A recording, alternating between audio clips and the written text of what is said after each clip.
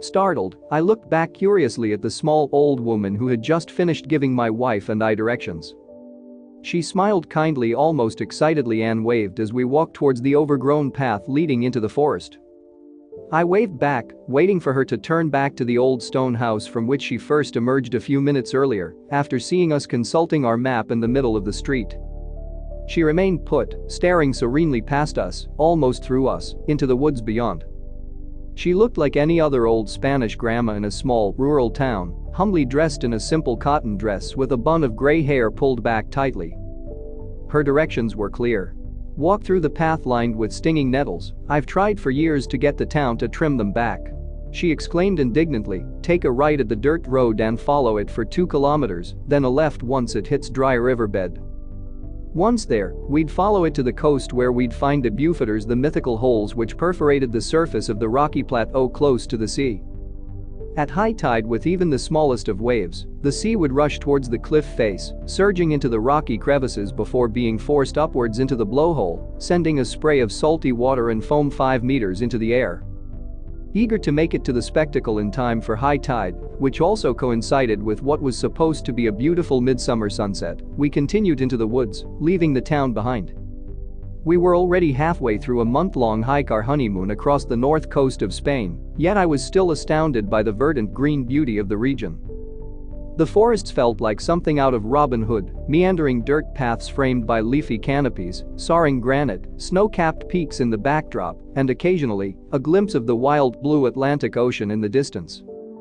We saw few people each day as we hiked from town to town, and those we did see were in an equally meditative, serene state, eager to maintain their solitude in this rural paradise. After about an hour of walking, we emerged from the forest into an open, rocky plain, following the riverbed towards what we could now see was an abrupt cliff, its gray edge giving way to a deep blue of the ocean below, contrasted by the pink-orangey light of the approaching sunset on the horizon. As we got closer, the faint clanging of a distant sheep herd's bells was slowly drowned out by a less familiar one, a sound of air blowing, rushing through deep holes.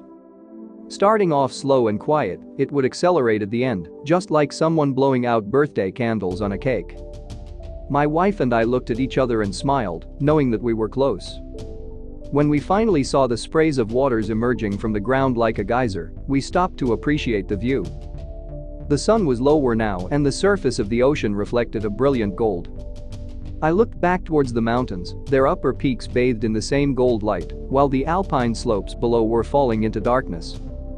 "Look," I heard my wife say, bringing me out of my trance and turning my attention back to her and the blowholes.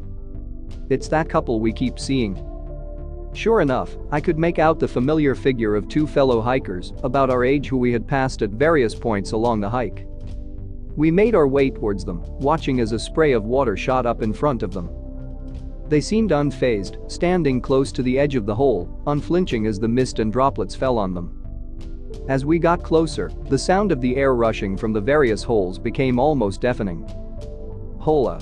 my wife yelled to them when we got within a few meters. Dressed in red and holding hands, they turned to face us and began to wave slowly. However, something was off. Their eyes were blank, expressionless. They did not see us. They turned back around to face the hole as my wife and I looked at each other with furrowed brows. The whistle of more air being forced through the hole began to build as a new wave approached. I started to raise my voice to ask them if everything was okay, but was stopped mid-sentence by the deafening rush of air. I watched in sheer disbelief as they bent their knees and jumped, throwing themselves into the hole, just as a new spray of water began to emerge. My wife and I stumbled backwards, horrified.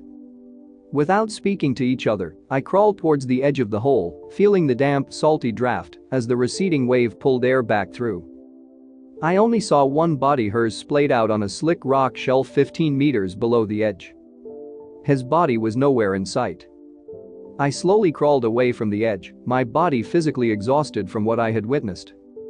My wife stood speechless, cupping her hands over her mouth, her white eyes fixated on the hole. Still unable to stand as my legs shook violently, I crawled past my wife and further away from the edge. Trying to calm myself, I traced the serrated peaks of the Picos de Europa mountain range with my eyes, following them as they gave way to the green forest below. My momentary calmness soon turned to horror as I saw another person in the distance, their silhouette barely visible against the darkening trees behind her. Arms crossed, she was looking straight at us, her gaze focused but expressionless. I was frozen with fear and stayed kneeling, waiting for her to make some movement. The intermittent blowing and spraying of the sea was all I could hear as I watched her slowly start to wave, her face breaking into the same serene and eerie smile that we had seen in town. She waved for a few moments and then, with a satisfied gesture, put her hands in the pocket of her dress and turned back towards the woods. I got to my feet and turned around to ask my wife if she had seen the old woman. My wife was nowhere to be seen.